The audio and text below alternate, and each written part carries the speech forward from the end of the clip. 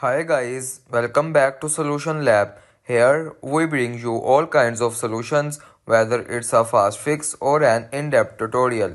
We are here to make problem solving easy for you. In this video, I will gonna show you that how to fix Snapchat public profile not showing. First of all, you can open the Snapchat application. Before moving further toward in the video, please consider subscribing to Solution Lab and hit the bell icon so you will get notified of our latest videos. Now coming back to the video, you can see the profile option at the top left corner of the screen. Just simply tap on it. After tapping on this, you can see the settings options at the top right corner of the screen. Tap on it again and here you can find the See Me in Quick Add option.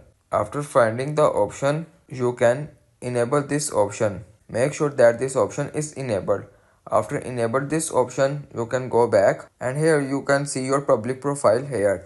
If this tutorial helped to solve your problem, don't forget to give it a thumbs up and subscribe for more solutions. And as always, if you have any question or need further help, drop a comment below. We are here to help you. See you in the next one. Thanks for watching.